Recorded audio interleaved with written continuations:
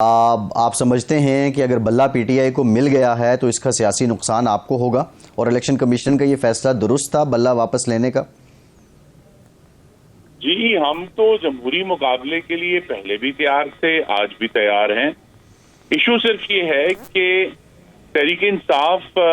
تو ایک حملہ آور جماعت ہے، وہ جتھوں کے ذریعے اقتدار پر قبضہ کرنے والوں کی جماعت ہے، تو لہذا ان کو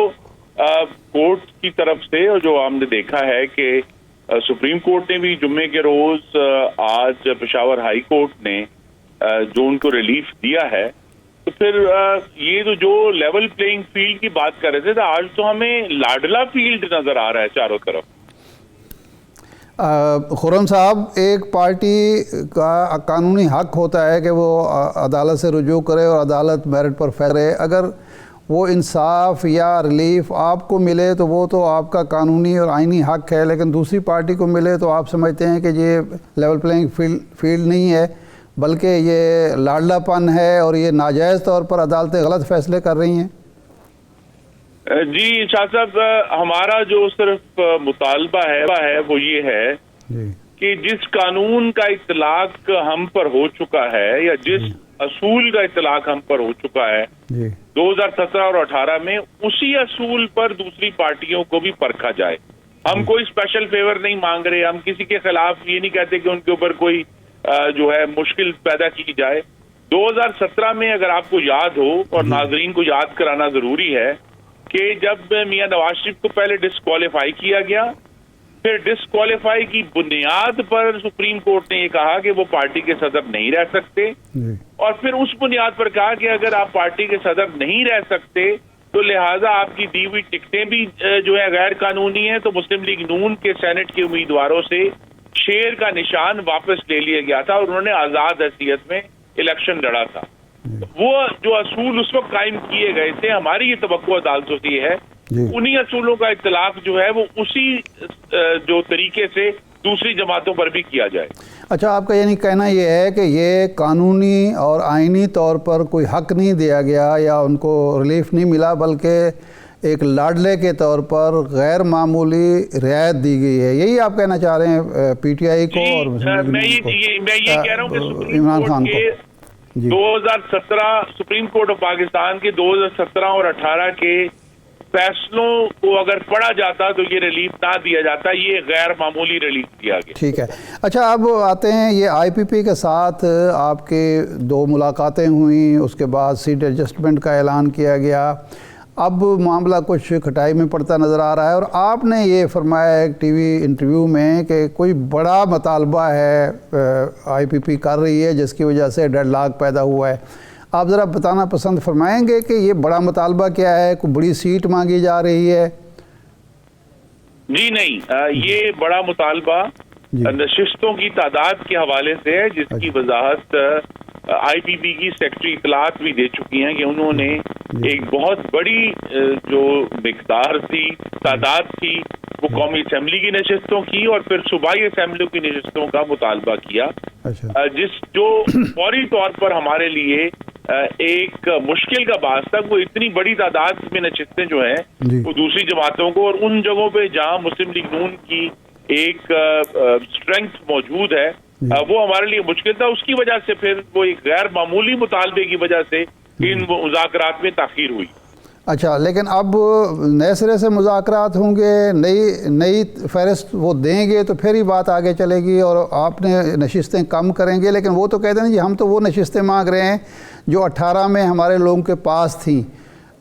جو الیکٹیبلز ہیں، جو پہلے نشستیں جیت چکے ہیں، ہم چاہتے ہیں ان کو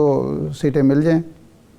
جی شاہ صاحب، جو اس کا لیٹسٹ اپڈیٹ ہے وہ اس وقت میرے پاس نہیں ہے، کیونکہ میں اب ظاہر ہے اپنے انتخابی حلقے میں حوالہ میں موجود ہوں،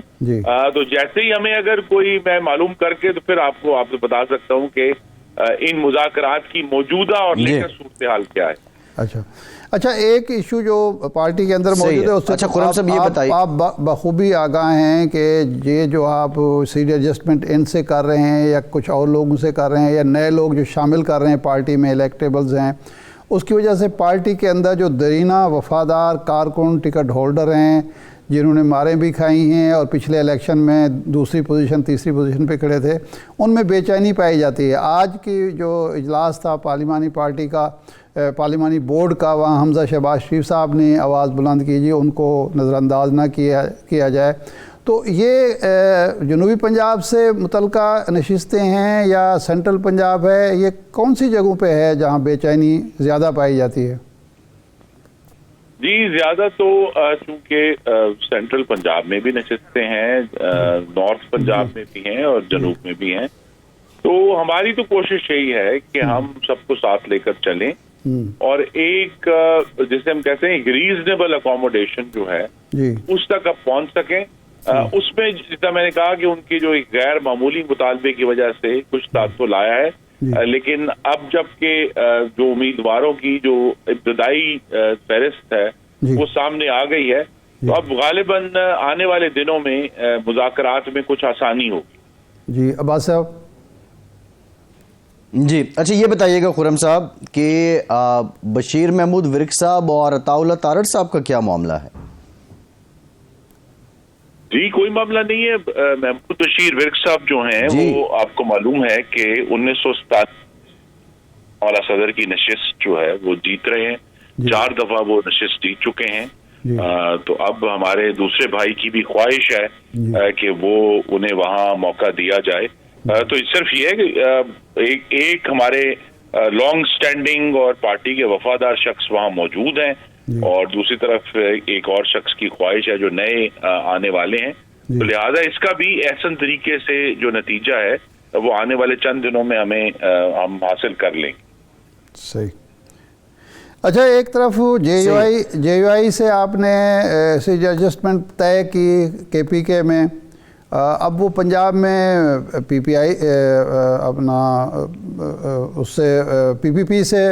سیٹ ایڈجسٹمنٹ کر رہے ہیں، مذاکرات کر رہے ہیں، تو کیا اس طرح سے آپ کریں گے کہ ایک اتحادی ایک صوبے میں حق میں ہوگا، دوسرے صوبے میں آپ کے خلاف الیکشن لڑ رہا ہوگا،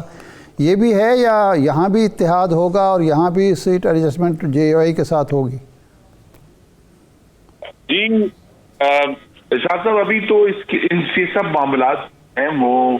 مذاکرات کی سٹیج پر ہیں، لہٰذا حتمی طور پر کچھ بھی کہنا جو ہے اس وقت ممکن نہیں ہے کہ یہ کہاں جا کر اس کا نتیجہ جو ہے وہ آئے۔ یہ بات صاحب، لیکن یہ خرم صاحب ایک جانب جے یو آئی آپ سے سیٹ ایڈجسٹمنٹ کر رہی ہے، پیپلز پارٹی سے بھی وہ ملاقاتیں کر رہے ہیں، یہ عجیب ایک گتھم گتھا سا ماحول ہے، سیٹ ایڈجسٹمنٹ ایک کھچڑی کی مانند لگتی ہے۔ جب اتحاد میں ہی جانا تھا تو پی ڈی ایم کے فورم سے ہی الیکشن لڑ لیا جاتا۔ جی آپ کی رائے میں کچھ وزن ہے، لیکن ہم اس وقت شکار ہیں اس آفٹر ماتھ کا جو ایک بہت زہریلا تجربہ عمرانی پاکستان کے میڈیا کو، عدالتوں کو، جمہوری عمل کو دبا کر حاصل کیا گیا تھا، جس کی وجہ سے آج عوام کے ذہنوں میں بھی کنفیوژن ہے، اور اس کا بہترین حل یہی ہے کہ جس بھی طرح ہو یہ تمام جماعتیں جو ہیں وہ فوری طور پر یہ اگلے آنے والے جو 2 ہفتے ہیں کہ 12 حتمی نشستیں آویزہ ہونی ہیں، تو لہذا 2 ہفتے ہیں ان میں یہ جماعتیں اپنے فیصلے کریں بشمول ہماری جماعت کے، تاکہ 8 فروری کو جو انتخابات انشاءاللہ ہونے جا رہے ہیں اس کے نتیجے میں نہ صرف ایک مستحکم حکومت بنے بلکہ ایک ایسا ماحول بنے جس میں جو وہ نفرت کا جو زہر گھولا گیا ہے پاکستان کی سیاست میں، اس میں بھی بتدریج کمی آئے۔